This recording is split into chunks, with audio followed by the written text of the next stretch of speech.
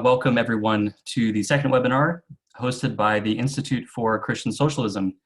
We're very grateful for your interest and willingness to tune in for around 90 minutes of conversation with some outstanding folks who share experiences of activism, political organizing, ministry, and doing theology from and for the margins. There are over 250 people joining this event on Zoom. And also we're live streaming this webinar to our Facebook page. So we're at facebook.com/smashmammon. Anyone, anywhere can tune into this live stream. So if you're enjoying this webinar, do please share the live stream with the people you care about. We'll do our very best to manage any technical issues that arise on Zoom. If you do experience an interruption on the Facebook live stream, you might need to refresh the video. And you'll be able to view this webinar after it's concluded. We'll have a recording of it up on our Facebook and our YouTube profiles. Tonight we're focusing in on a topic that has catapulted into public consciousness over the last 6 months. That is the abolition of prisons and police. Widespread demands to abolish prisons and police have clearly been met with a variety of responses, some of which we'll discuss tonight. But it's worth noting that for many people in America, from ordinary citizens to pundits to politicians, the cry of abolition is often talked about as if it's something new on the political landscape, a kind of knee-jerk response of disorganized, mostly young radicals who have no concrete proposals for unjust policing and incarceration other than utopia. But not only does this profoundly mischaracterize the vitality and ideas of the present-day movement for abolition, represented by our panelists tonight, this also ignores the fact that the demand to abolish prisons and policing grows out of a decades-long history of theorizing, one that located prisons as a site where multiple oppressions and violences converge. They served, as Ruth Wilson Gilmore has said, as catch-all solutions to social problems, problems that owe their endurance to the legacy of slavery and racial capitalism. And if prisons were ultimately a place to disappear undesirables, then policing was essential to enforcing that line that divided desirable from undesirable. Many organizations and networks have formed around abolitionist ideals, and they've enacted a variety of tactics and strategies and protests to reduce state violence while building momentum for the ultimate eradication of the prison system and contemporary policing. More recently, police abolition has become an especially prominent goal for progressives and leftists, arising from the recognition that particular injustices of policing are rooted in systemic problems. The demands to abolish prisons and policing present both leftists and Christians with some interesting challenges, and tonight we'll be pushed to think about how abolitionism, racism, and anti-capitalism are linked, and also whether and how abolition ought to be more focal for leftists. The abolitionist demand is especially unfamiliar and distasteful to many Christians in America. It's probably obvious to a lot of our viewers that Christianity has an outsized responsibility for rationalizing and proliferating the presence of prisons and policing. Very often lurking behind their theologies of redemption are rigid ideas of law and order, racial discipline, and a need for unforgivables. American Christianity is in particular stamped with complicity in racism. It's often relied on theologies of punishment and correction to justify the status quo, especially prisons and policing. Some Christians have begun to push back with theologies for a more just policing, rooted in community and the common good. But can we rely simply on better theologies of race and crime and punishment?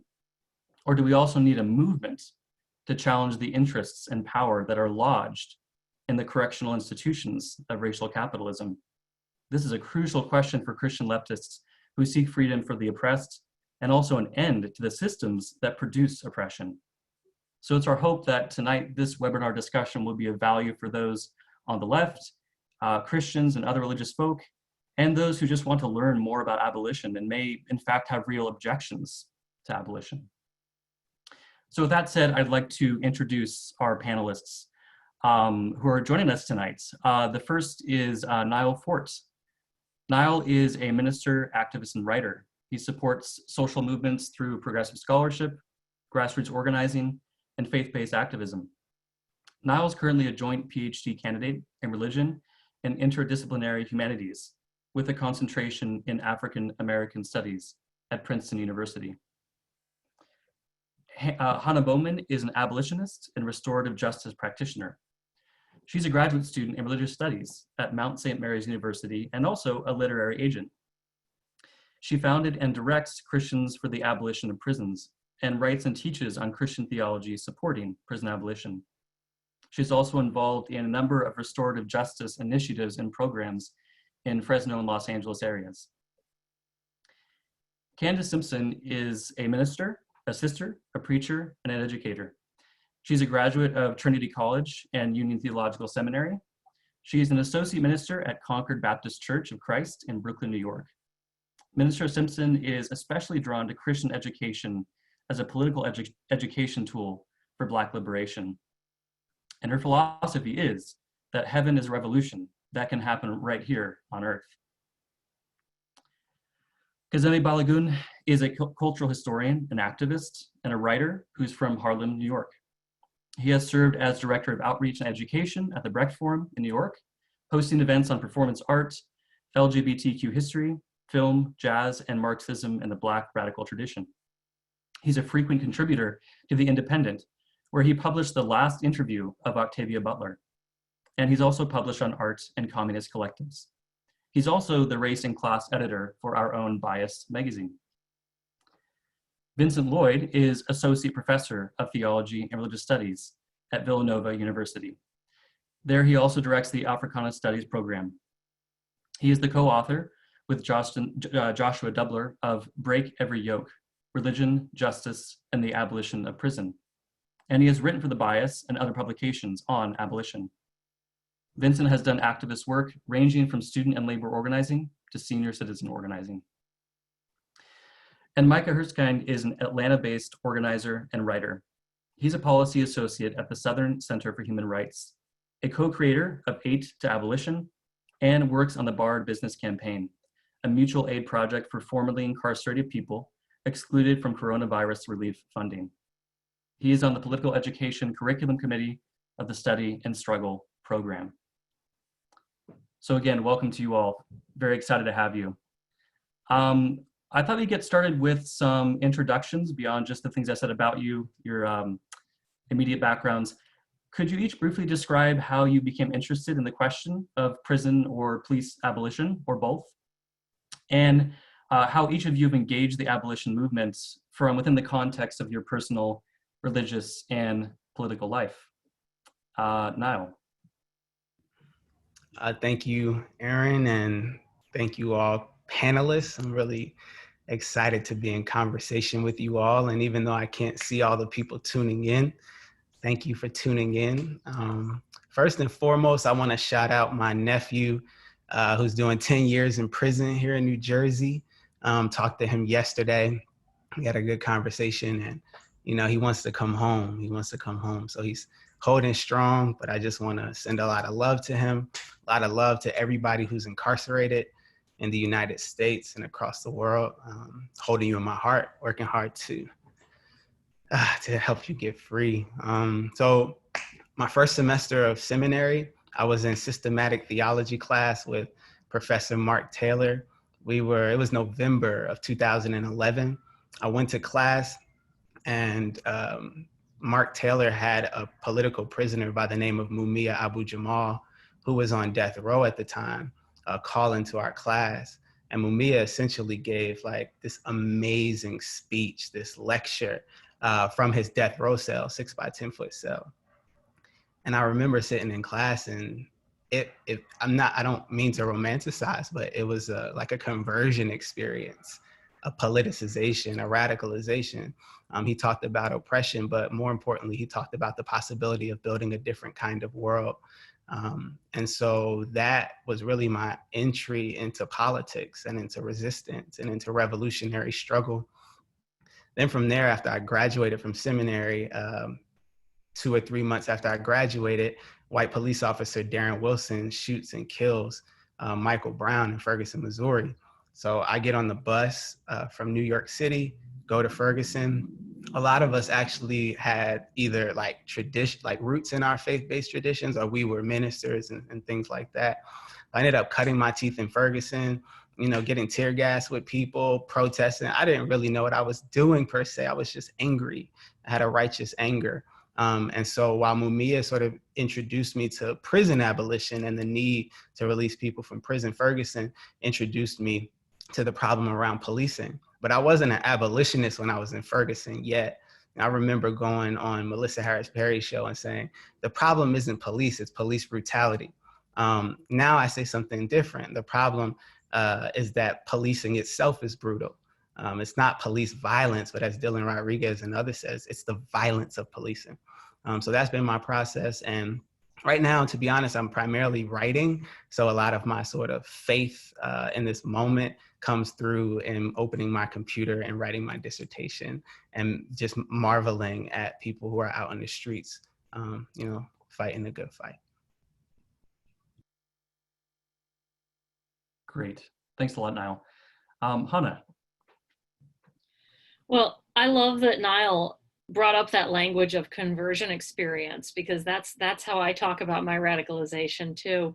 So I came from a perspective of Christian prison ministry, and I started doing ministry in a girls' juvenile detention center when I was an undergraduate. And that shaped my sort of Christian life in college. And then as I went out into the adult world, I got away from it. I started to come back to really start paying attention to what was going on in prisons, to think about getting back into ministry. And I'm, at least up till pre-COVID, I've been a chaplain in the Los Angeles County jails and doing that, coming at it from that perspective. But as I was getting back into ministry, as I was learning about the inhumanity of our prisons, the abuses, the need for reform, as I was beginning to educate myself more and more, I started coming into encounter with abolitionist voices. Particularly, I was really radicalized by Mariam Kaba and Maya Shenwar. And I had my sort of conversion moment. I was sitting on an Amtrak train in darkest Connecticut, right in the late at night, and I was reading Maya Shenwar's book, and I had this sudden feeling of, you know, prisons are designed to be this way, and we don't have to keep holding on to this idea that we have to have this brutality, we have to have this violence in order to keep ourselves safe as a society. And it was for me this profoundly liberating moment to realize that we didn't need to hold on to that I could let it go. And so then since then, my work has partly been about wanting others to have that same kind of liberating epiphany, and to be able to say, so I work primarily in theology, in trying to present this sort of Christian theological perspective, which is liberating rather than being punitive. And then I also work on the practical side in trying to bring about those, what Ruth Wilson Gilmore calls life-affirming alternatives to these death-dealing systems of police and prisons. And so my work more recently has been around circles of support and accountability, which is a restorative justice reentry model, which particularly is aimed at safety and reentry for people who have committed serious violent sexual harm. And so it's looking right in the face of what is the harm we do each other, and how can we hold each other in safety without needing to rely on prisons. Wonderful. Thank you, Hannah. Over to Candace. Greetings, everyone. It's good to see those of us who are gathered here, and also to those who are tuning in now or who will come in later. I pray that you are well, that your families are well, and that you have what you need. My story kind of mirrors Nyle's story in that my first year in seminary was August 2014.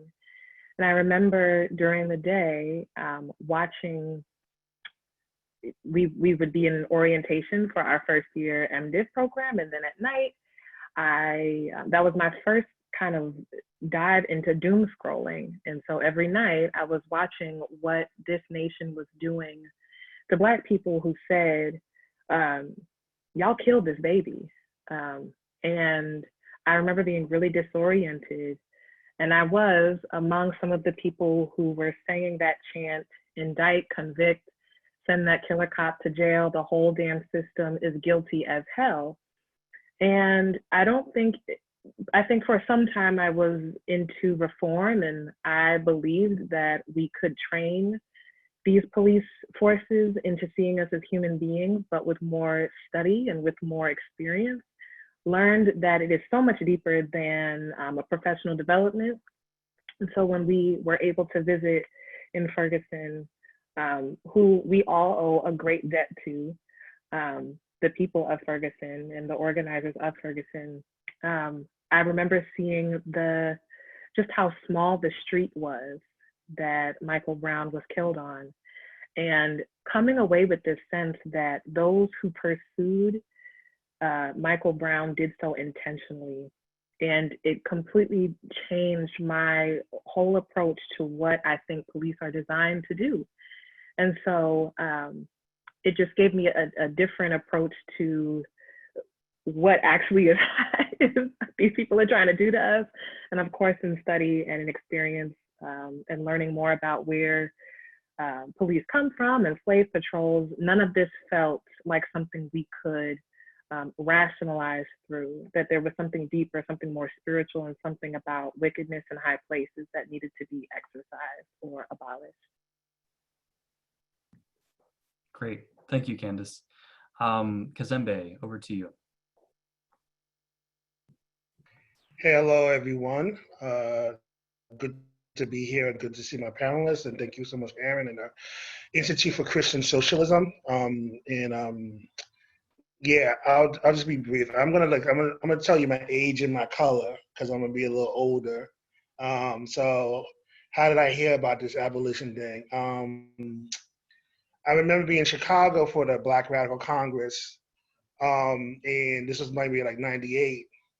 And I was going through the hallway. There was about 2,000 Black people who gathered for to create a Black liberation agenda for the 21st century. And I was about, I'm gonna tell you how old I was, but young adult. But I remember going to the hallway, talking to a few people, and I seen like Cornel West over here and Angela Davis over there. And then in the middle, I saw this golden poster that was a big eye. Right, and it was, and it was just an eye staring at me, and I was like, "What the hell is that?" And it was for this organization called Critical Resistance, and the eye was supposed to represent surveillance in Jeremy Bentham, and I thought I was like, "This is amazing," and I was talking about it, and talking to someone saying that this is a new organization that's forming, and thinking about that, and then and I didn't really think about it until a month later. I was in Chiapas, Mexico. Doing solidarity work with the Zapatistas. And I was probably the first Black person they ever met in their whole entire life in person, in the middle of the campo, and what I remember from the first night I was there was that, they had it set up in a hacienda, and inside the hacienda was somebody who was locked away, who had stolen the chicken. The chicken was stolen. He had sold the chicken. And what happened then was they were just holding him to figure out what they're going to do with him. And they met for hours. And I remember there being this unbelievable rain that was hitting the tin roof of the hacienda. And just hearing the beats of them, but they just talked. And they brought his family in, and they brought the people who were offended in. And at that moment right there, I realized that this was something completely different, because where I came from in Harlem, if you stole something, you would just go to Rikers, or you would just go to the precinct and they'll just beat you down or whatever, or you have to get out of that situation. So as it turns out that they decided this person had to do community work for the community, apologize and do work for the community. And I, even though I didn't have the language for what happened, what I saw, I realized at that moment, what I saw was that abolition could work, right? And that abolition was this idea of relationships between people, right? And so from that moment on, that story kind of stuck with me.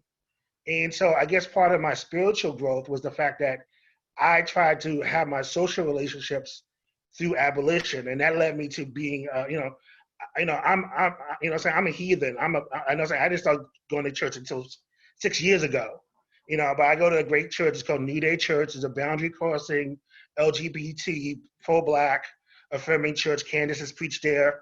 I hope some of you guys will be able to preach there one day. But it's centered right in the Bronx, where people are most affected by the prison industrial complex. And it gives me an opportunity and a worldview to practice abolition in my social relationships every single day. And that's what I seek to do, to practice abolition every single day as an ongoing practice. Great. Thank you, Kazembe. We'll go to Vincent next. Thank you so much for having me, and to the fellow panelists for spending time this evening talking together, and to the Institute for Christian Socialism for bringing together this event on such an important issue. My path toward prison abolition started when I was, from a scholarly side, when I was writing about histories of Black political theology, looking at the ways that Black religious and political ideas were entwined over the last couple of centuries, and identifying a tradition of Black political theology that appealed to a higher law, or God's law, going from Frederick Douglass to Anna Julia Cooper to W.E.B. Du Bois and to Martin Luther King and beyond. And these appeals to higher law, this rhetoric was always in part ideology critique, in part naming systems of domination, slavery and segregation and patriarchy, and in part embedded in social movement organizing. Higher law was invoked not in the abstract, not in a sort of ivory tower, but as in a movement space.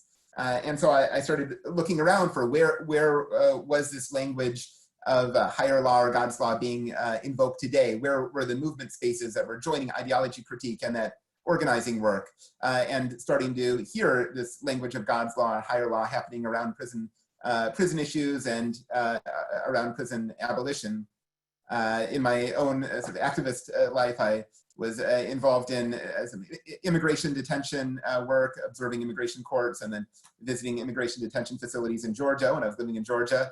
And that got me thinking even more about the pressing nature of incarceration in all of its forms and the interlinking natures of domination that are found at the site of incarceration. When I moved to upstate New York, I started thinking about the histories of organizing, religious organizing and political organizing together in upstate New York, the hotbed of the anti-slavery movement, and also a hotbed of the Second Great Awakening, this great evangelical Christian movement in the early 19th century, and thinking about what are the legacies of those twin movements, political theological movements today. And again, thinking, prison abolition is a site where this can be found. And from there, I've been sort of immersed in a scholarly world and to some extent activist world around prison abolition. Looking forward to the conversation. Great, thanks, Vincent. And over to Micah. Great. Hi, everyone. I'm Micah. Really great to be with all the panelists tonight, and it's fun to see some names on the attendees. Thanks, Aaron, so much for organizing this. So I came to abolition in college through student organizing mainly. So I got to school and joined a group that was organizing around issues of incarceration and punishment in New Jersey. And I started writing to people in solitary confinement through a program that group ran. And I appreciated what others were saying about sort of starting as a reformer, because that's very much how I started as well, thinking this is a broken system that we need to fix, and this is how we're going to do it. And eventually, over the next couple of years, through both organizing with people and reading and writing and learning from people, moved towards abolition and realized that we weren't dealing with a system that was broken and in need of fixing, but rather one that was working as designed. Now I'm lucky to have a job that pays me to support movement work here in Georgia. I'm based in Atlanta. And then outside of that, I do a little bit of writing about some of these things. And then most recently, I've been working with a group in Georgia to organize a correspondence network between folks in and out of prisons here in Georgia. There are 55,000 people incarcerated here. And so we're trying to start building some solidarity and connections across walls. And then the last thing I'll say is that I'm really driven in my work by my faith and by the values that I find in my faith. And it's only been in the last couple of years that I've really started to connect sort of my politics and my faith and see them as synonymous. And so one of the things that some people on this call actually also have started recently is a Christian abolitionist group chat. So I will drop a link in the chat if you'd like to join that. It's been a really cool space for community for like-minded people. Great. Thanks a lot, Micah. Thanks to all of you for the introductions. Very interesting and very inspiring. So I thought we'd move to a couple of questions to get us discussing the meaning and the possibility of abolition and its relationship to all sorts of things, Christianity, social movements. So the contemporary movement to abolish prisons stretches back decades to the 1970s.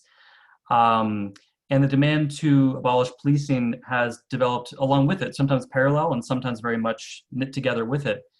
The rebellions of the last 6 months have clearly brought abolition back to the fore. And now the advocates for abolition have a certain spotlight that wasn't there, maybe even a year ago. Of course, this has also rallied a lot of critics. Many of them often are not very aware of the core ideas and demands of abolitionists or their long history. And so maybe we could talk about who are these abolitionists? Who are you all? Who are the people you struggle with? And what are the core ideas and demands of those who advocate for prison and police abolition, rather than just what their critics say they are? Maybe Hannah, you could start us off. Well, I think at its most basic, if we're talking about what abolitionists want, what we want is an end to prisons. What we want is for nobody to be locked in a cage, right? Whether for punishment or anything else. What we want is an end to what Ruth Wilson Gilmore calls this a death dealing system.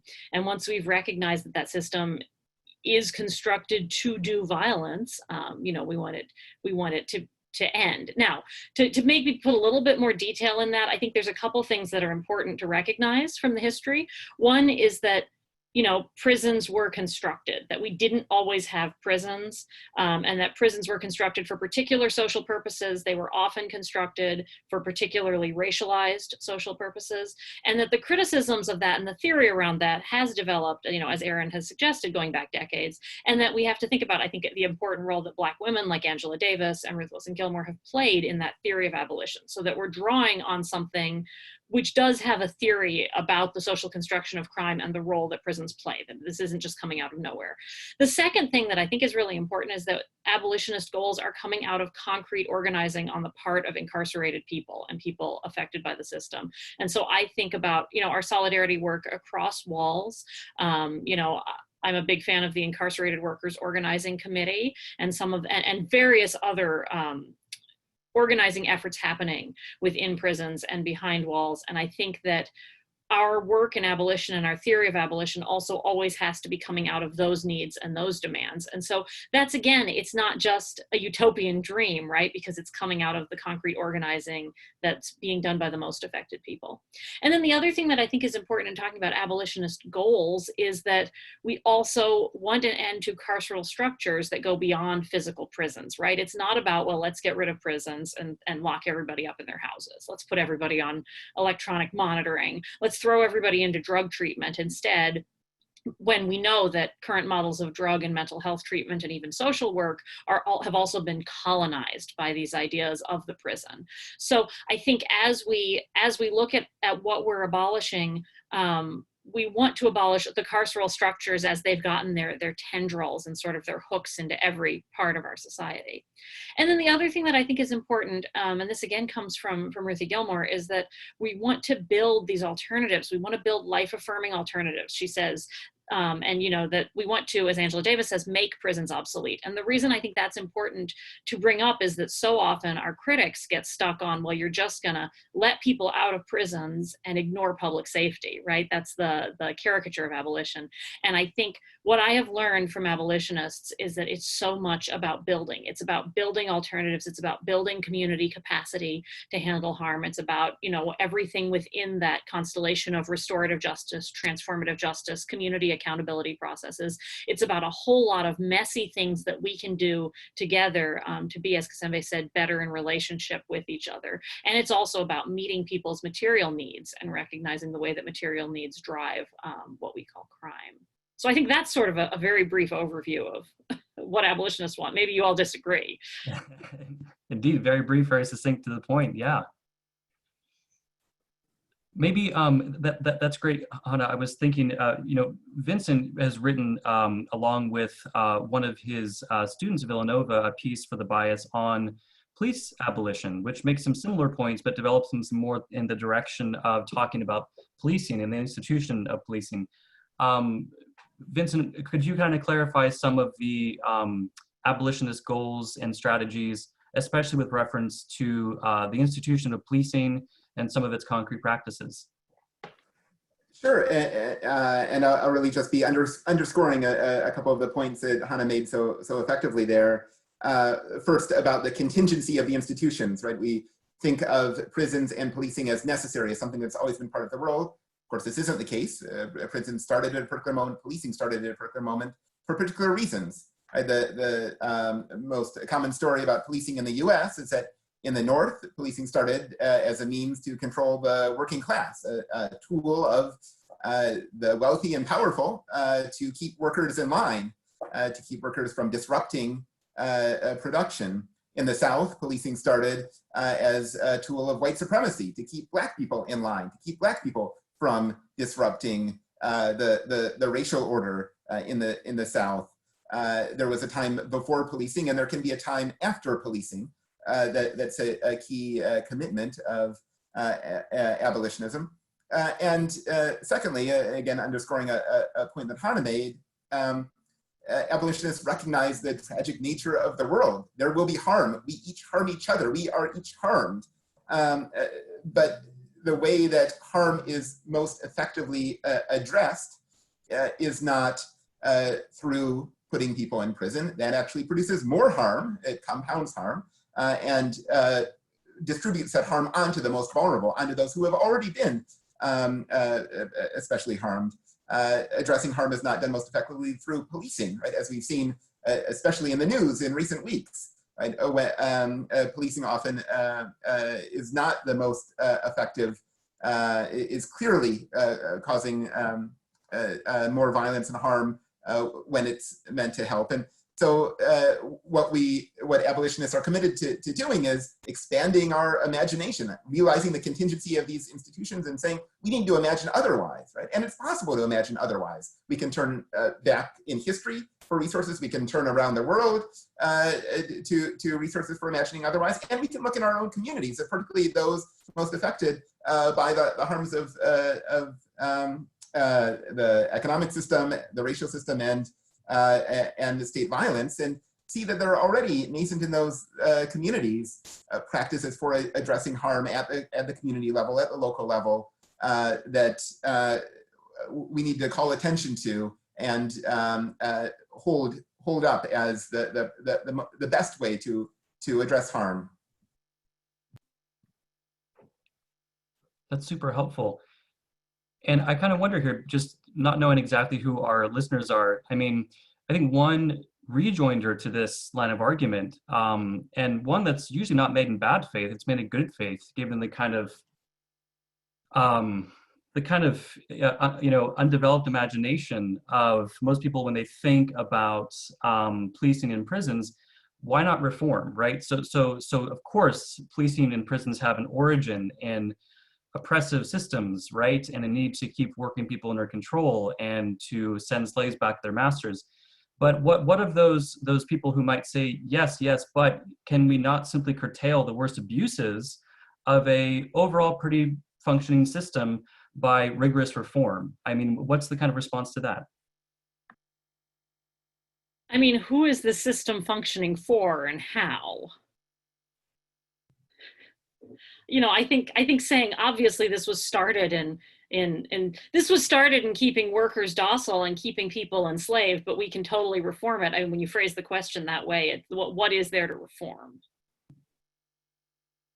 Yeah, I think, Micah, I'm thinking back to a conversation you had on a favorite podcast of ours, The Magnificast, about abolitionism, and you had talked a bit about this basic difference between reform and abolition. I mean, what might you want to say to somebody, you know, a relative or someone who simply has difficulty with the idea of going beyond mere reform?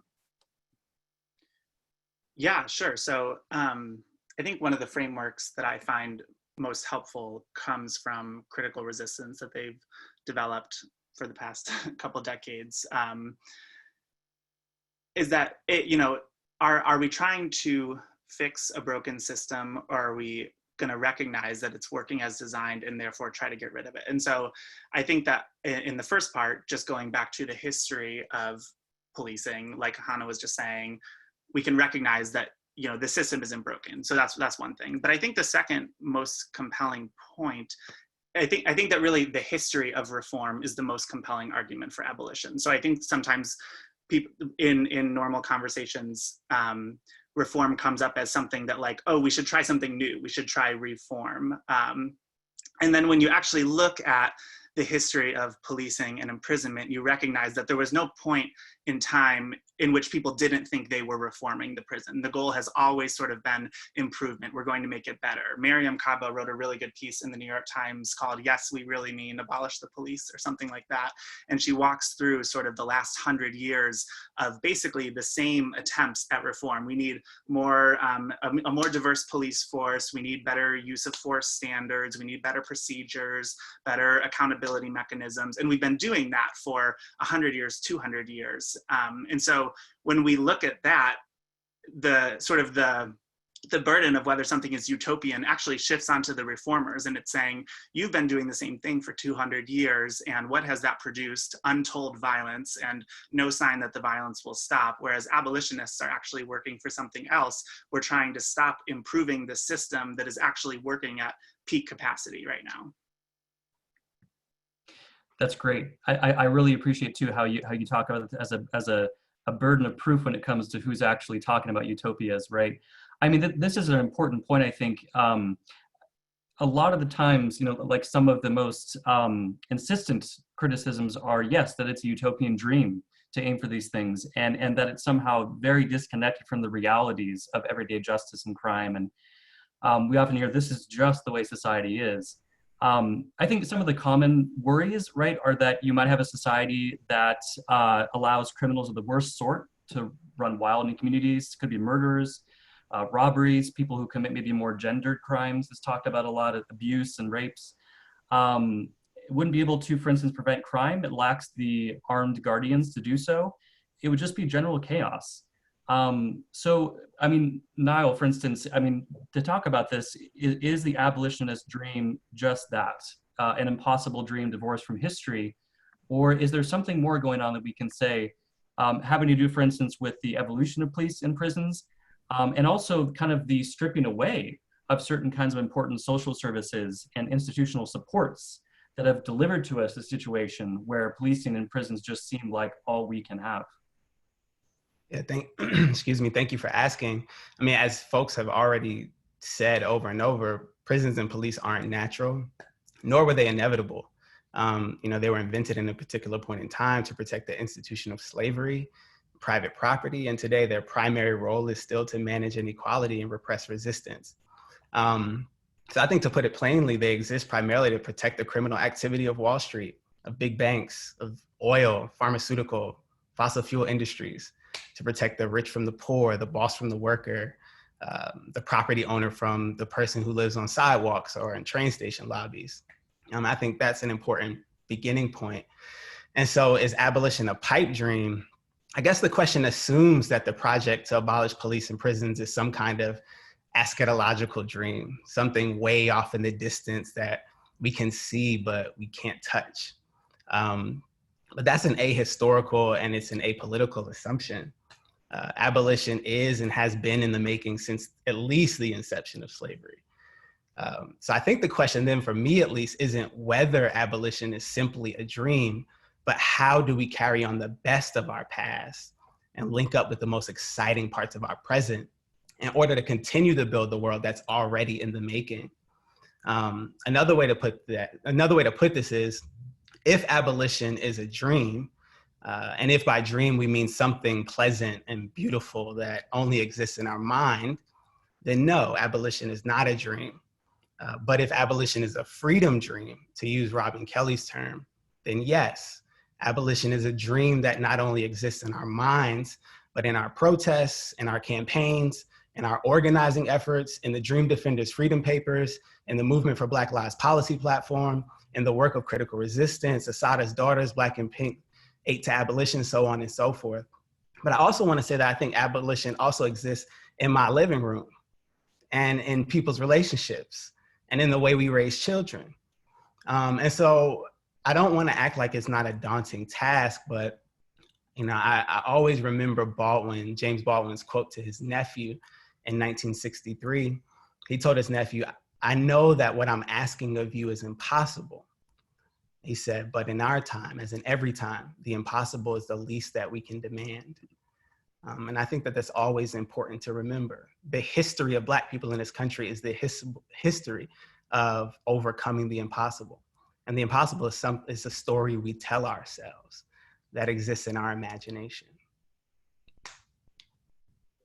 Great, thank you, Nyle. And I think you framed this really well. And I think what comes to mind for me is, abolitionists clearly do have, in many cases, a very well-defined idea of what they're striving for. It's something that's done in struggle and day-to-day practices in life. And they do tend to think very seriously and critically too about some of the more granular questions, right? So it's not that abolitionists think that simply abolition drops from the sky, right? Or that it's something that's just suddenly achieved, but rather there are ways to work towards it. I mean, some people talk about this in terms of non-reformist reforms, right? Ways that you can work to reform things in a way that open up further consciousness about what's possible, such that you're constantly chipping away at the edifice of unjust structures, right? Through day-to-day actions, protests, and things like that. One of the things that's talked about, I think, is this distinction of like defunding versus abolition. And some abolitionists will talk about the importance of defunding. And some of them will want to shy away from that language and simply say, I think defunding actually distracts from what our most important goal is. So I wonder if some of you could just chime in about sort of how the call for defunding as a kind of non-reformist reform, right? A real way of curtailing power to chip away at the overall structure. I mean, what is that difference? Is defunding important? And how do abolitionists seize on that language for their ultimate goal? I'll take a stab at it. I'll take one for the team. So, I mean, from my understanding is that, you have to put defunding the police in a particular context, right? Which is that, we've seen some massive protests, not only in the wake of George Floyd, but for the past 10 years. I mean, since Occupy, there's been a massive movement of protest in this country. And in response to this massive movement of protest, what we've seen is the $1 billion mobilization and militarization of local police. Even to the point where military grade weapons are used, are given from the U.S. government to local police. The use of tear gas, for example, which is against all UN protocols. So the police have this unbelievable amounts of power over the idea of actually protesting. And, and this is also in the midst of some of the worst austerity that we've experienced in our lives. Massive wealth redistribution from the African-American community. I think we've lost 30% of our own total wealth. I mean, the discussion of layoffs and furloughs and all these other things. And, and so in all this particular context, I mean, it makes sense, right? That, that you should be defunding the police. I mean, there's no reason why the New York City Police Commissioner Ray Kelly at one point said, "I'm proud to say I'm able to shoot down an airplane." Why should the NYPD have the power to shoot down an airplane? It makes absolutely no sense when, in fact, we can't even get the classrooms to work in the face of a virus. You know what I'm saying? Like, saying that this is like real talk, So this idea of like defunding the police really does, in fact, put into a question in a broader sense, like what are society's prerogatives, right? Is the prerogative to arm the police to oppress us, or is to take that money and to reinvest it in communities to prevent many of the things that you talked about in terms of many of the social crimes and things of that nature? And I think that this is something where we have to be very tough on, because I think that, one of the things that, traditionally Democrats have been very scared of is crime, right? And we know that the law and order narrative was created by Richard Nixon to destroy the Black movement, and it's a very fact that, I think it was his senior advisor said if we can, if we can criminalize marijuana, and we can destroy the hippie movement, and we criminalize heroin, we can criminalize the Black movement. And that was the use of law and order. It has nothing to do with actual law or order. It's a means of social control, right? And so we have to be tough love in a deeper sense. You know what I'm saying? Of being tough about our love, right? And being tough about our love means that we're going to be able to say that yes, we understand that these things that happen in society, like the brother Vincent said, there is harm that happens in society, but we can mobilize resources to confront those things, and that we can create different ways of being, and I think that that's one way of looking at it, and I think that's a way of entering this conversation to a broader public imagination. Yeah, Candace, go ahead. I echo what Kazembe said. I think, in regards to your question, certainly in the last 6 months, there have been so many just brutal stories of police hunting Black people. But I also think part of what's happening is we watched our government give us $1,200 and then say, all right, good luck.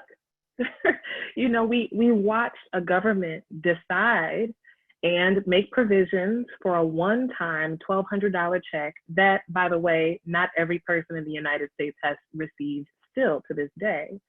And so when we say defund the police, I think what people are saying is, things that my mama would say when we on the way home from church. We're asking for McDonald's, and she's like, do y'all got McDonald's money? Like, y'all say you want, how is it possible that this money has found its way to support death? And I think that is a theological question. It's a question about what we put our values in and where we put our hopes, where we build our hopes.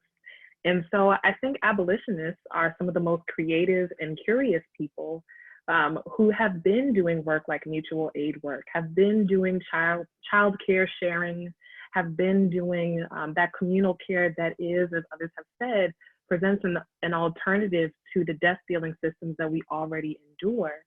And I think this question about money is so important for us to wrestle with because that is a theological question. Who gets what?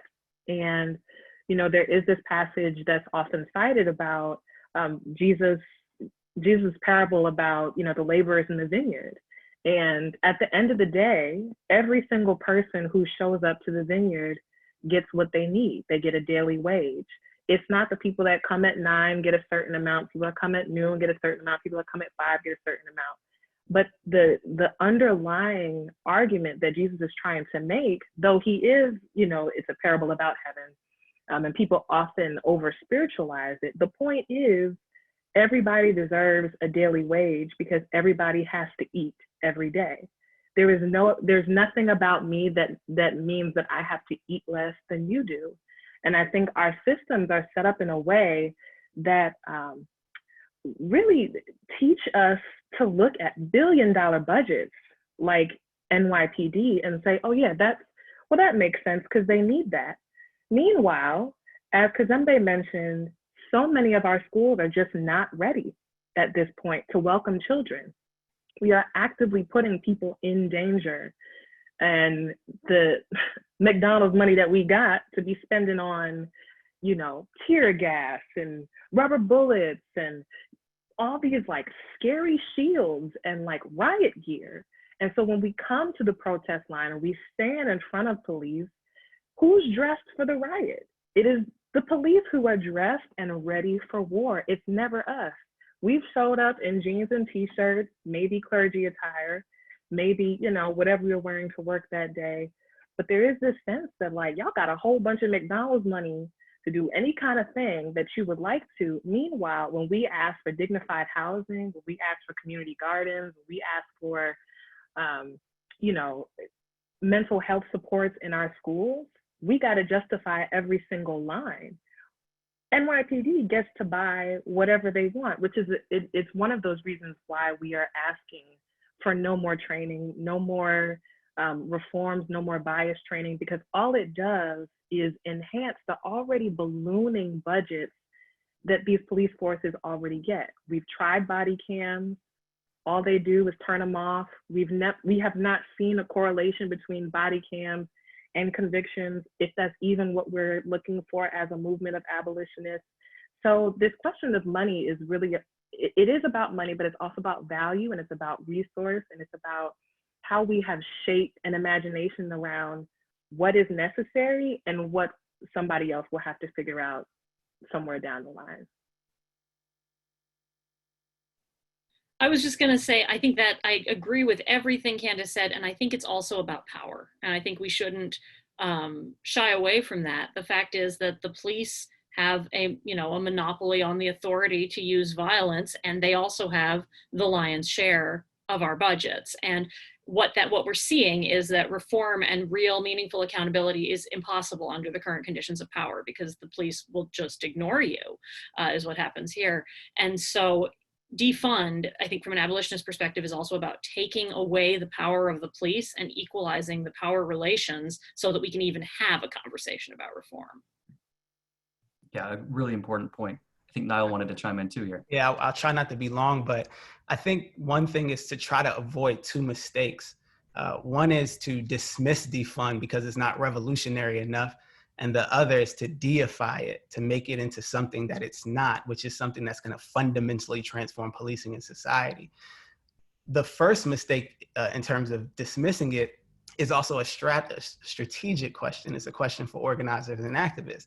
So if we just dismiss everybody who's now just getting excited about this question of policing, then the movement's gonna be dead upon arrival. We have to have some kind of process where people like me could go from becoming liberals to radicals, go from becoming reformers to abolitionists. If we cut off that road, then we're just gonna cut off so much potential in our movements.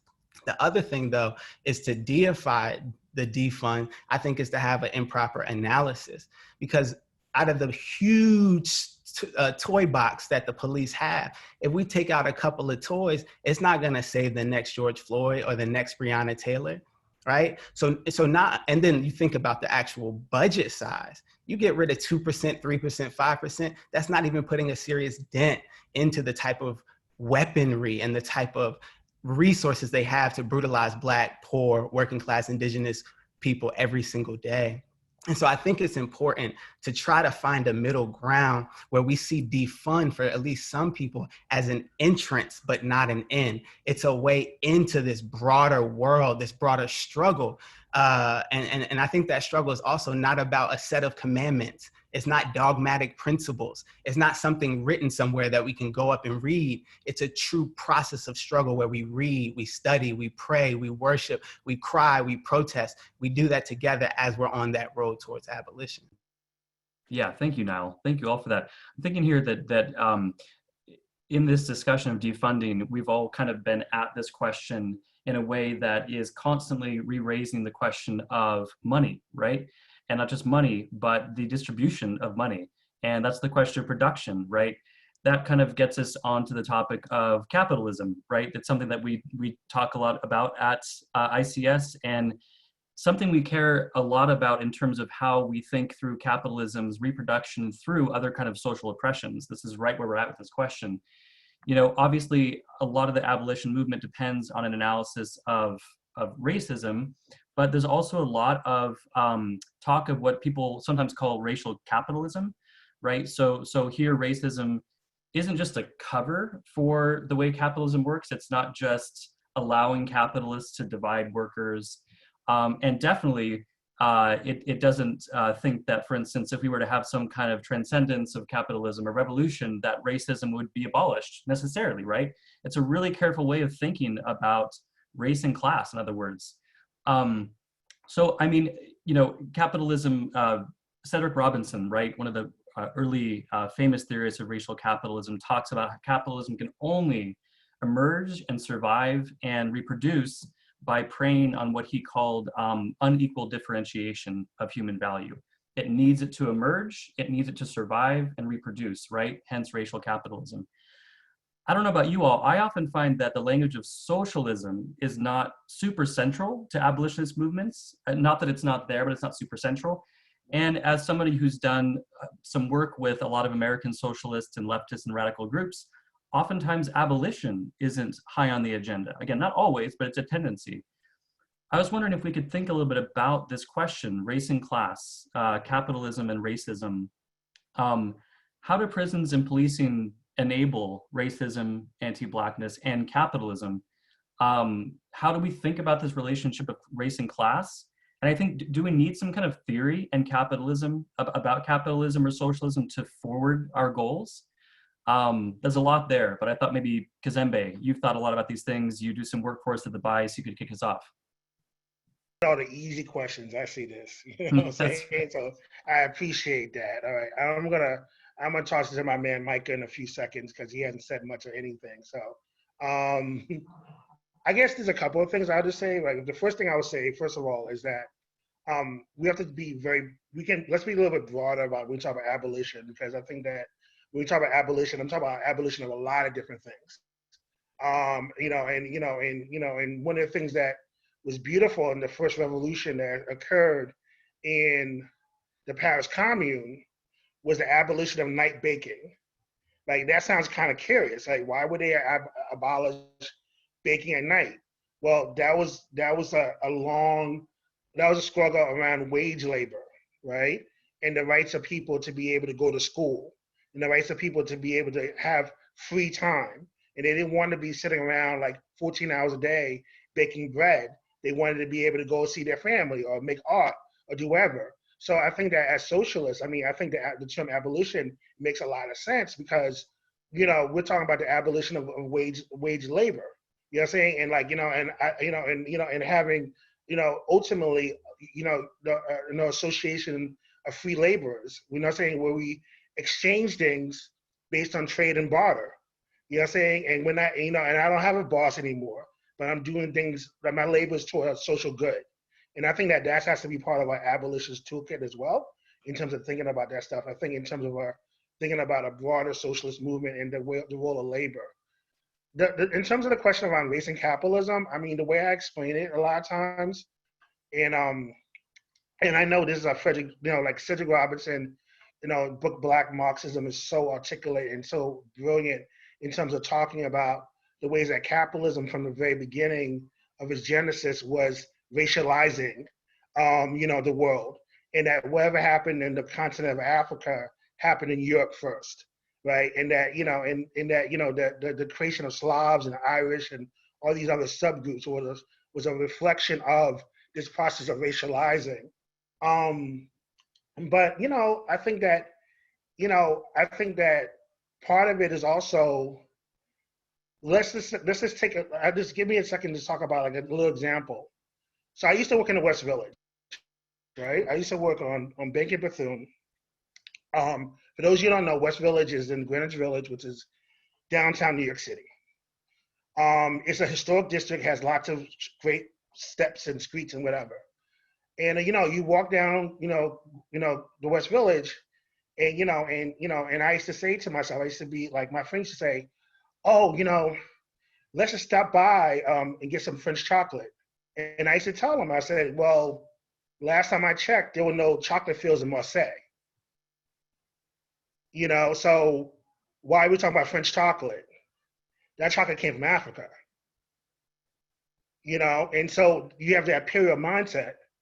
But then you hang out in the village for a while and you realize that the village was run on 3 C's.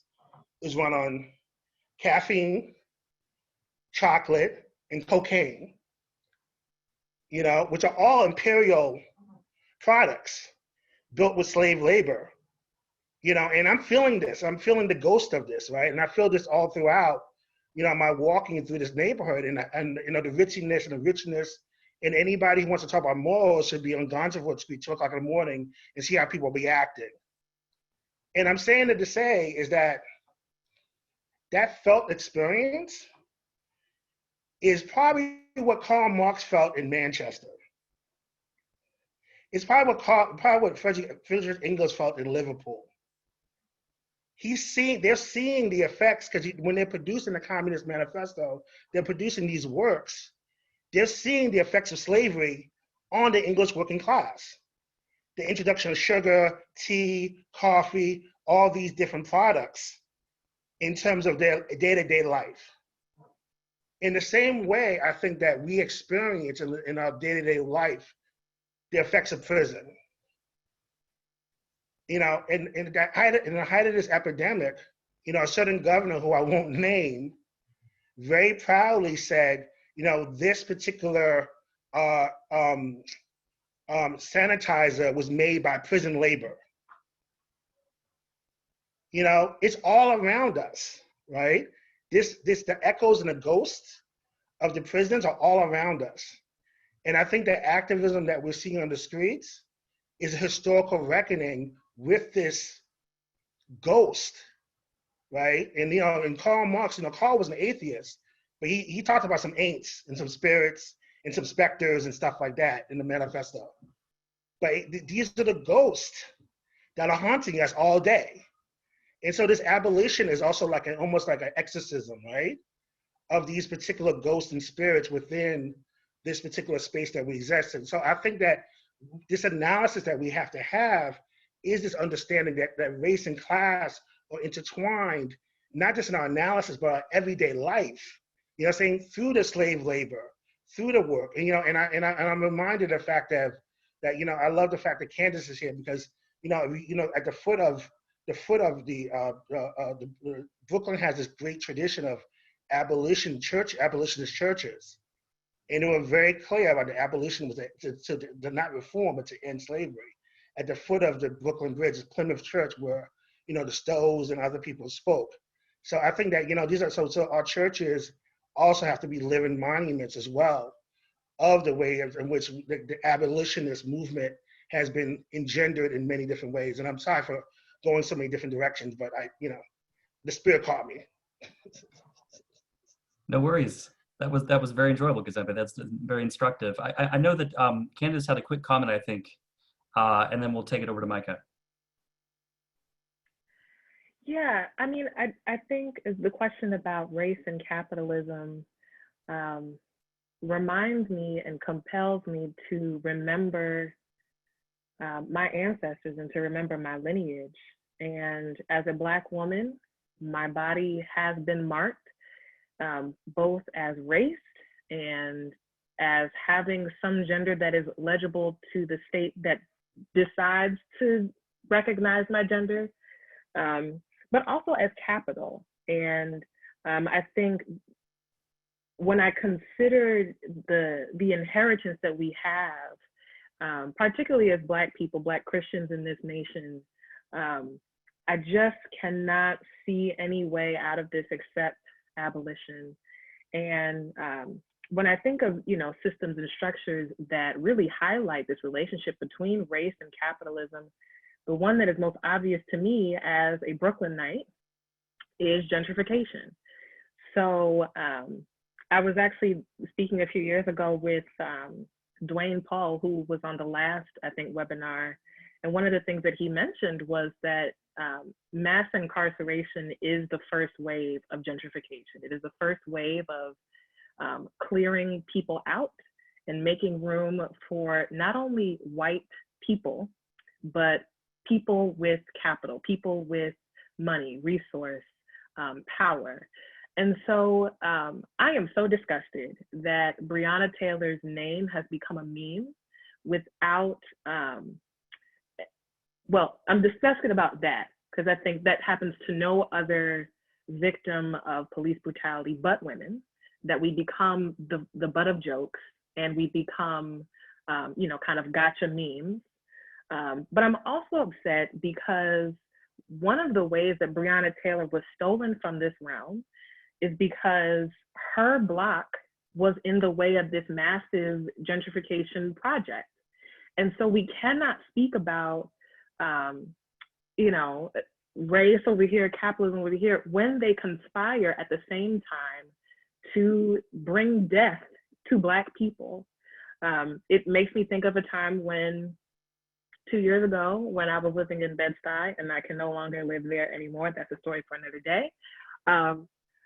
I remember coming outside of my apartment, and I witnessed an arrest, and a white woman who lives on the block, I do not consider her a neighbor, a white woman who lives in the block seemed so aloof, and I asked her, oh, like, did you see what had happened? Like, did you notice what had gone on? Because I'm nosy, I want to know what's happening out here. And just very casually, she says, I don't know. And then we see this person, you know, locked up, like hands behind their back, being ushered into the cop car because they've had this scuffle inside of the apartment. They're moving down to the cop car. And this woman looks at me and says, I guess we're safe now. And that is that is what she believes the police are here to do. So not only did she look me in my black face and tell me we are safe now, I don't know who's we, because I'm not safe as long as you're here, because now you have demonstrated to me that any sort of deviance that you see happening in my apartment is worth calling the cops for, which again, like, this is a question of race and capitalism and power all happening at the same time in very everyday ways.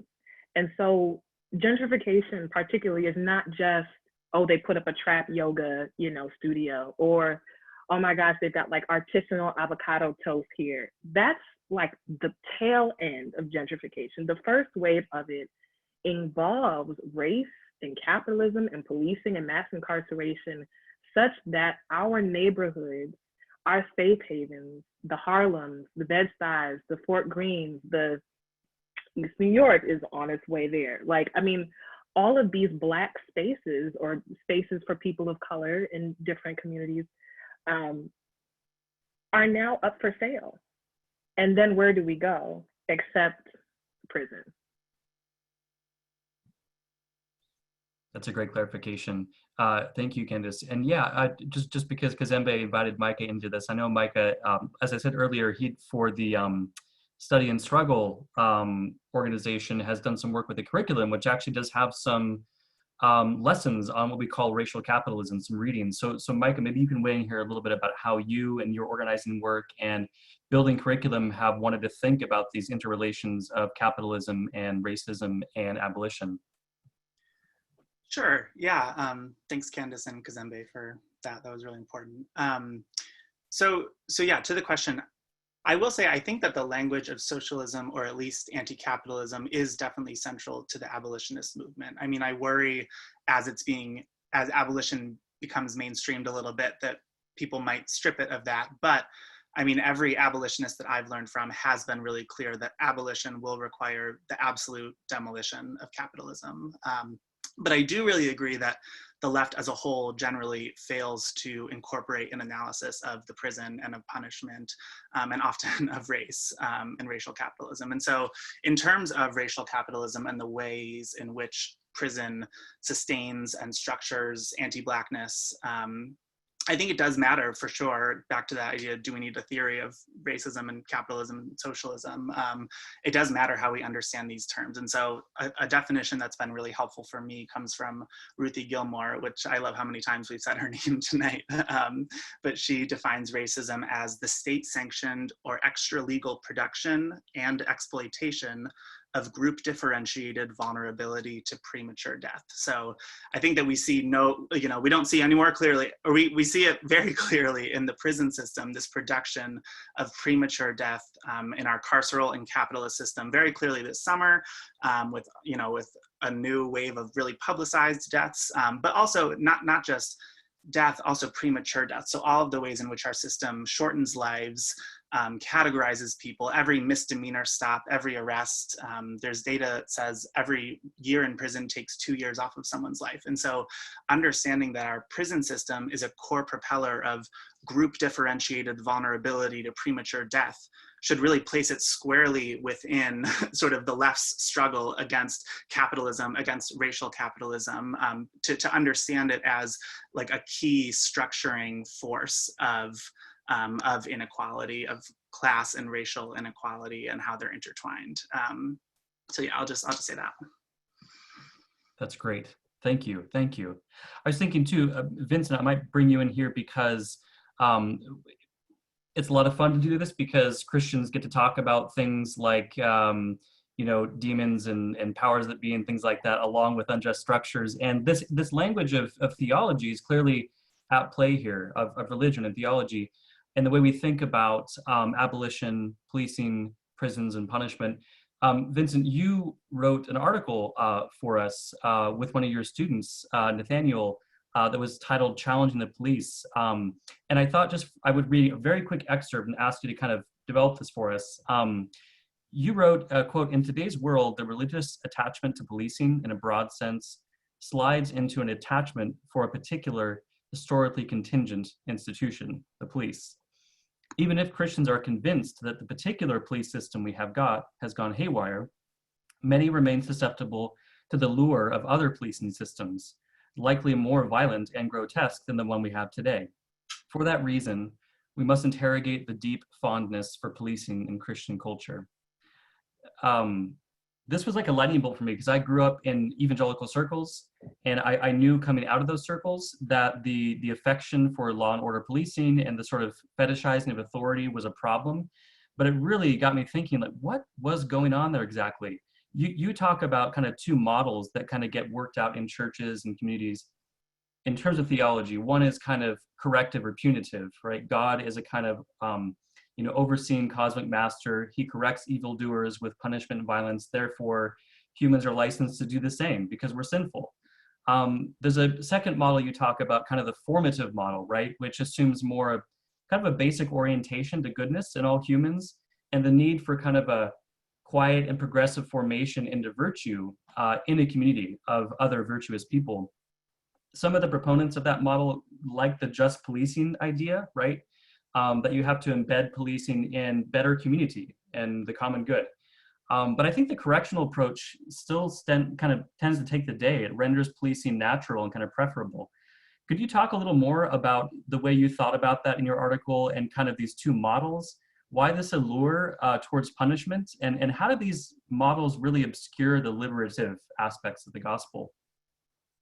Sure, thanks. That's a lot, and I'll try and just a couple things. And maybe I can start by circling back to the earlier conversation and introducing a theological term of domination, right, as a way of thinking about race and capitalism together, right, where when we think about the problem of domination, we think of one who is arbitrarily exercising his will over another, where the paradigm of domination is master over slave. Anti-blackness is referring to this paradigm of domination of a white master over standing over a black slave, but capitalism is also rooted in this relationship of domination of boss over worker. And of course, in policing and prisons, we see the prison guards and police officers also seeing themselves as having the same ability to arbitrarily exercise their will over another, which is, in theological terms, really playing the part of God, right? The one who dominates, the master, is committing idolatry, right? Is setting himself up in a godlike position there. And when one encounters these relationships of domination, which are always slipping into each other, one is sort of pridefully setting oneself up in this place, right? In a system that pridefully sets one up in this place of master, then the proper response isn't to become a better master, right? It's to abolish the system that makes this possible, that makes mastery possible, right? It's not to make nicer or warmer forms of domination. It's to end all systems of domination, and all systems of domination are interlinking. And I mean, I think that leads into your most recent question here about thinking about correction and formation as the two sort of approaches to Christian ethics, or the two approaches that circulate in Christian communities, and both have different adherents. Sometimes formation is seen as a sort of softer liberal approach, and correction is a sort of harder, more conservative approach. But Nathaniel Rams and I, in this article you're referring to, we're trying to suggest that both of these orientations ought to work together, and they're both most often confused, right? What we should be correcting, what we should focus our correction on is not each other, right? Not other fallible humans who are navigating, the difficulty of living together in the world, but we should be correcting systems of domination. We should be correcting those who are setting themselves up as gods. We should be smashing idols. That is where the force of Christian ethics should be with respect to correction. With respect to formation, sometimes people talk about formation happening in community as people get to know each other. Of course, that privileges the elites of a community already as sort of setting the standard.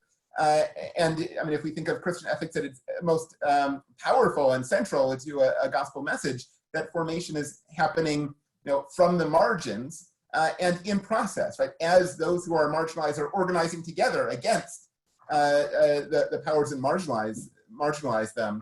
So that correction of domination and that formation of community is formation that happens, through organizing against domination. So I don't want to go on and on, but a lot of times a lack of imagination around abolition comes because our Christian imaginations are formed by certain ideas about God as a master, right, or even a slave driver, right? That there's something good about mastery, and so it becomes hard to imagine how we could live any differently, right?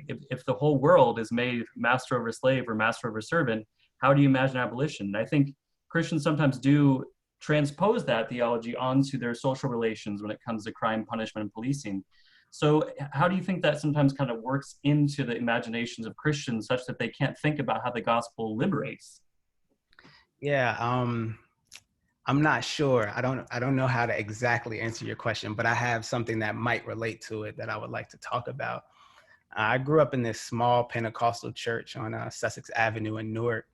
And when I was a baby, when I was going there, the mothers of the church would give me peppermints, and I would pretend like I was praying, but I would really be asleep because I just swore that the devil was putting me and my brother to sleep every time we walked in the church. So that's another panel. But at this church, almost every time we would leave service, somebody's car was broken into. It was either the pastor or one of the mothers of the church or my family, almost every Sunday. The church sits across the street. Well, it used to sit across the street from Baxter Terrace project housing, so there was a bunch of people there who essentially didn't have the resources to sustain themselves. They were looking for change. They would steal 50 cents, $1 and something out of our cars. And it became so bad that it became kind of a talking point. And so people in the church started to pray for people at Baxter Terrace.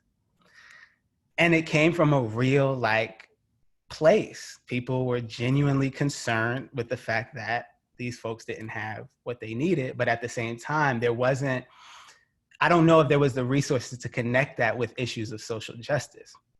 But there was this narrative, which is in part based in truth, that part of Newark, or Newark in general, and cities and neighborhoods like them, were filled with crime. The mothers of the church were nervous that their babies were going to get killed by somebody when they left church. And we experienced a lot of homicide, a lot of gun violence, like a lot of Black communities do. There's a whole nother talk to be given about how there's violent systems that even predicate those types of things. But what I'm trying to point out here is that I don't know if it was political theology that was animating their relationship to questions of prisons, punishment, and police. I do know it was about those people at Baxter Terrace who were breaking into our cars. And so I say that to partially say that, at least for Black churches, in my experience, one of the primary roadblocks to abolition is this deep concern about gun violence, homicide, and intraracial violence and intracommunal violence. And unfortunately, at least in our churches, there hasn't been a lot of good answers that have linked up theology with social justice in a way that's digestible and a way that people can actually apply. I don't have the answer to that question, but I do think that's a really important thing to grapple with, and in a way that it doesn't fall into the trap where we see Black politicians now saying, well, our communities have a lot of gun violence, a lot of homicide, so we need money for police. We need organizers, activists, clergy in there saying, look, I understand that you don't want your car broken into, look, I understand that you don't want your grandson or granddaughter to get killed by somebody down the block. I also understand that there are other alternatives and other ways and other possibilities of practicing our faith in our communities that don't rely on the police and prisons. That's super helpful. And again, posing the problem is super important. If anything is true about the conversation so far, it's that, yeah, abolition is not just about abstract ideals. It's also about posing the right kinds of problems in the right way so you can begin to see how to develop an answer. I wonder, like, if this is very helpful. I mean, just this disconnect between theology, let's say, and the way theology and church life go together, and then concrete connections to social justice. Candace, I was thinking, given your ministry experience, you're probably keenly aware of this problem too, right? We have a language in Christian circles of like, we can call these works of mercy, right? These ideas that there are real concrete ways we develop spiritual life through attention to ourselves and through serving the poor and oppressed. Of course, like Christians have, long served in prison ministries, served those suffering in prisons. Very often, though, like the punitive system in which they serve is just kind of taken for granted. And now to the point where over the last few decades, Christians have become vocal supporters for bigger and better prisons as they build very large and sometimes well-funded ministries for those who are in prison. Mike has even written something about this on Medium. I think it was like the individualizing paternalism of big Christian ministry, or big Christian prison ministry. There we go. It was very provocative, right? So you, rather than focusing on what gets people in prison, the systemic drivers that put them there, you focus more on how to just minister while they're there, right? As kind of bad citizens who need to reform themselves. So prisons and prison ministry almost need each other on this model. I think about, Archbishop Camera, who had that quote that I'm kind of fixing here for our purposes, almost, when I care for the imprisoned, they call me a saint. When I ask why they're incarcerated, I'm called an abolitionist, right? Something like that. So these works of mercy, like this ministry to those in prison who are suffering, not just suffering, also, as we've heard, organizing themselves too, not just passive sufferers. How do we think about our role as Christians in serving the poor, caring for those who are in prison, but in a liberative way that doesn't just recreate the need for prisons? Like, what are the works of mercy? What's taking care of the imprisoned for an abolitionist? As you're saying that, I'm hearing a very loud voice in the back of my head. I'm hearing my late professor, Dr. James Cone, who would tell us in class, you need to be working yourself out of a job, which is to be distinguished from work until you die, but that we ought have an approach to the work that necessitates its uselessness. And so I don't want to be here 10 years from now, 50 years from now. In my imagination, I think this is a big part of what makes time with abolitionists so rejuvenating and restorative for me is, 50 years from now, if we still have a civilization, I would love to be sitting underneath a tree and observing bee nests and beehives. And I want to watch children playing, and I want to watch, there's this sense that so many of us have really bought this idea that it must be this way. And I think that's part of the abolitionist imagination. And I think as a corrective, or as a, how do we combat that? How do we combat the fact that people just take for granted that there's a prison ministry? That we just, our way of undoing prison is prison ministry, which itself needs to be interrogated, because it's not just sending Bibles to people who are incarcerated, but really maintaining a presence so that people know that there are folks on the outside who are watching. And I think, we mentioned Octavia Butler earlier, who is so important to me in my own dreaming. And one of the things that she talks about is, our imagination of God. And, people think about God as the cop in the sky, or the king in the sky, or the daddy in the sky. And then there are others like Augusto Boal and Tourmaline who have encouraged us to get rid of the cops in our head. And for those of us who belong to Christian organizations and Christian communities, there is a cop in our head that has been placed there by really just, if I can be honest, trifling Christian education projects that are designed to teach people, particularly Black people, how to defer to authority, teaching conformity, teaching obedience and deference. That is not the kind of religious education that we need. It's not the political education that we need. And so one of the things that brings me a lot of joy at Concord Baptist Church of Christ is designing our Sunday school lessons. And it's important for us to design our own stuff and not be eating, I was gonna cuss, but then I caught myself. We don't wanna be eating the dung of white supremacists and white theologians who don't give a care about our flourishing or our living. And so, for example, a major question that can make a difference between how we engage the text is, did Jesus die for our sins, or was Jesus a victim of an empire and of state-sanctioned violence because of the kind of ministry that he was doing? If you think it's the former, it is likely because you have been taught, socially programmed, you've been indoctrinated to believe that that Jesus died for your sins. And as a child, I don't know about y'all, but I had a lot of guilt about Jesus dying because of me. I thought I did something that killed him. But when our orientation to the gospel is, no, he was killed because his very ministry, his very work presented a threat to the status quo. That helps us see that kind of thread from his time and to ours now, which, I think a lot of times we've been encouraged to separate our faith life from our political kind of concepts and ideas. But certainly, like, the more that we interrogate even this story, the story of the Garden of Eden, this idea that when you do bad things, you get banished from paradise.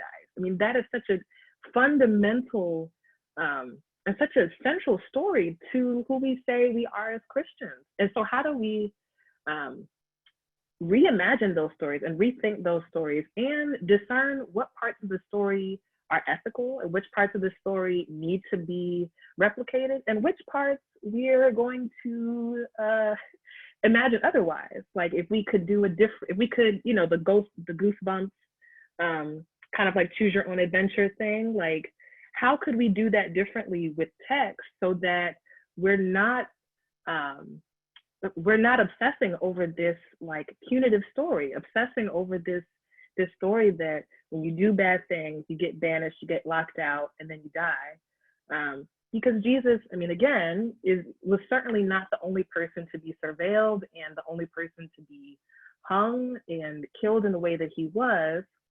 There were other people who were killed in this manner. And so what does it do for us as Christians to really like sit with that story and sit with how absolutely absurd it is to imagine that he just came to die for our sins? Fantastic. I know Micah had a quick little note to make here, and then I'll go to Hannah, because Hannah can help bring this home for us too, because we're nearly out of time. So Micah, go ahead. Sure, I will try to be quick. Thank you, Candace, for that. I just wanted, so I'm not a theologian, so I don't know so much about the works of mercy, but I will say, there's so much that I think we need to unlearn that we learn growing up with the language of Christianity, depending on different traditions and whatnot. But there's also, I think, a lot that we just need to practice. And weirdly, like, I think a lot of the lessons I learned growing up, and weirdly enough, I think the minute that I became like subversive or countercultural in my home faith community was the minute that I actually felt myself practicing some of the lessons and language that I had been taught. And I see that from my fellow radical Christians as well. And so I think back to growing up and singing songs like Jesus came to turn the world upside down and break my heart for what breaks yours, and then reading verses about how the last shall be first. And then you also hear from church leadership, you know, it's going to be really hard, grueling work to follow these lessons, and a lot of people, and especially religious authorities, are going to shun you. And then you start doing that, and you get that exact pushback from the from the religious authorities who actually taught you those things. And so I think that so much of the language of abolition and radical love and restoration of relationships is actually already at our fingertips. And that's why this faith is so compelling to me. And I think that, you know, and I know there are different theological strands here, but like, I think if we're building toward the kingdom of heaven, we have to ask, are there going to be prisons in the kingdom of heaven? And if not, then we can start building a world without prisons, right? Like that should be our end goal, even if we don't have all the answers in how to get there. I was just to build on what Candace said in particular, to talk about the missionary impulse, because I think it's relevant to the problems with prison ministry, but also to the theological construction of prisons. Because, you know, I think from a certain perspective, the problem of prisons and the problem of hell are the same problem. And what I mean by that is partly that the church uses hell, uses the threat of hell, we've been saved and you haven't, in order to reproduce itself, in the same way that the secular structures of racial capitalism use, you know, we've been saved because we're whatever, rich, white, whatever, you haven't been, to reproduce itself by saying, but with the threat of the prison. And that goes really deep to something in our Christian theology that is bound up in this construction, is bound up in the way the church reproduces itself, is bound up, you know, really deeply in people's understanding of what the gospel is. And so I think that's what's coming through in our ministry in prisons, this missionary impulse. We've got to save you. That's what, you know, I think that's where the big problem in prison ministry comes, when the works of mercy are not about how do I meet you, right? How do I meet Jesus in you, but are instead about how do I save you? How do I bring something to you? And I think, you know, I think we see that in the outside world, in the church as well, and in the way these structures are built. And for me, the solution to that, and the thing that always comes through in, you know, sort of the best prison ministry as an act of solidarity, as liberation, has to be mutuality. And Father Greg Boyle of Homeboy talks about that all the time. And he says we go to the margins not to bring salvation, but to seek it. And he says the widow and the orphan and the stranger lead us to true kinship and exquisite mutuality. And I think about that a lot, because I think that mutuality is essential if we want our visiting to be more than visiting, right? That prison ministry and maybe abolition in the church in general is not about us bringing anything to them or us bringing Jesus to the prisons, but is about finding Jesus who's already there. And so that liberation, you know, is kind of coming up from within. Wonderful. Thank you. Thank you so much. That was a great way to end. I was going to say there's a question that I had for all of you, which was basically some suggestions that you have about working alongside existing abolitionists and radical organizations that are working for prison and police abolition. I mean, I think in the interest of time, because we have run out of time, I'll simply say you've all given us so much to work with here, and you each are obviously very active in the work of abolition, Christian ministry. And I simply want to say, you know, each person here, Kazembe, Hannah, Micah, Vincent, Nyle, and Candace, they all have public profiles, some on social media, others are professional pages. I would say that if you want to track them down to talk more about this, please do. And if you'd like to lean on ICS to help get you in touch with them, we're happy to help with that. Again, they're here because they have a wealth of information and experience, activism, and clearly a deep spirituality around abolition. I wanted to thank all of you heartily for giving about 95 minutes of your time, and also to all the people that have tuned in. Hopefully this has been enriching for you. It's clarified some things, hopefully spurred you on to further action. I'll simply say the Institute for Christian Socialism can be found at christiansocialism.com.